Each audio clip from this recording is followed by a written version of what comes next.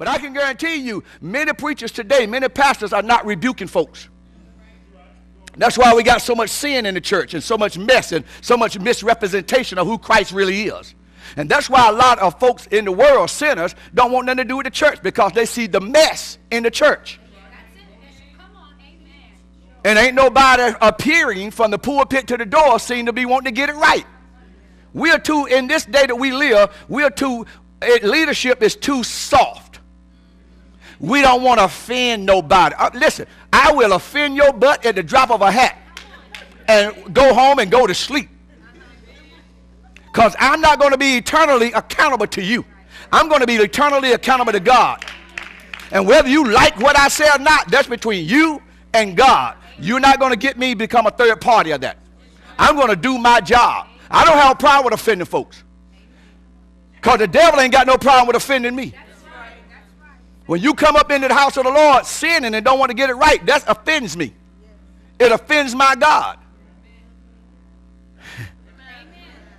You never don't equate habitual sinning with making a mistake.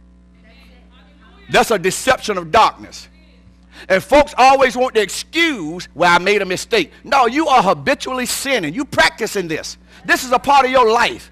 This is what you do on a constant basis. So how are you going to equate that with made a mistake? Young ladies go out here and give their bodies away to a young man before they're married to him, and they're promiscuously having sex. They're being promiscuous in their lifestyle. That is the right word, isn't it? Okay, just look it up in the dictionary. I think I'm right. And then when they get pregnant, here's what they want to do. I made a mistake. Well, the mistake was you got caught. You ain't make no mistake having sex. You've been habitually giving your body away all the time. You just didn't have protection, and that seed finally germinated. So don't be coming blowing no smoke up my butt telling me my house on fire. Let's call it like it is. It's practicing sin, which is against what Jesus Christ came to do. He came to make us, not just set us, make us free from sin. He came to cause us to want to live for him and not live like we were.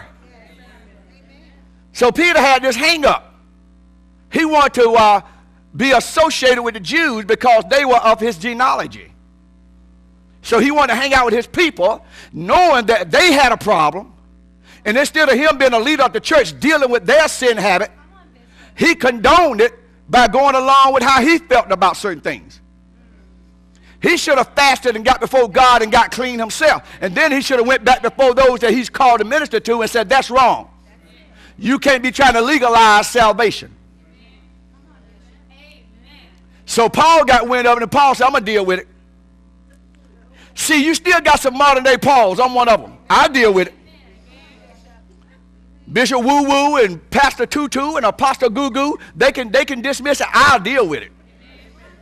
Because what I'm not trying to do, I'm not trying to pack out the church with a bunch of folks that don't want to live right. When you roll up in the empowerment zone, you got to be ready to roll with the Lord. This ain't no religious organization. This is the house of God.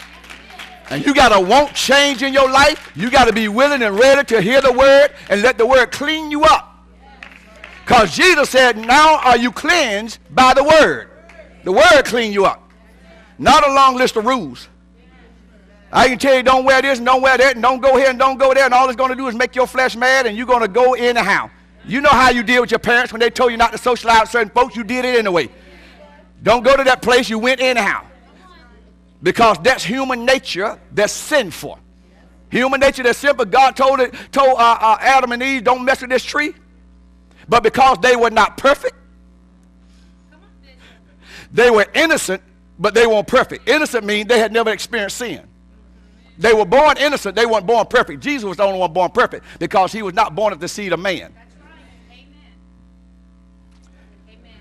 Well, you can say, well, Adam wasn't born of the seed of man either. No, he was made from the dirt. You better say so, Bishop. The dirt had become, if you will, contaminated. Why? Because Satan had come into the atmosphere. I ain't going to mess with that. That's, huh? Are you here? So when you come to the empowerment zone, this is not the First Baptist Church on the corner.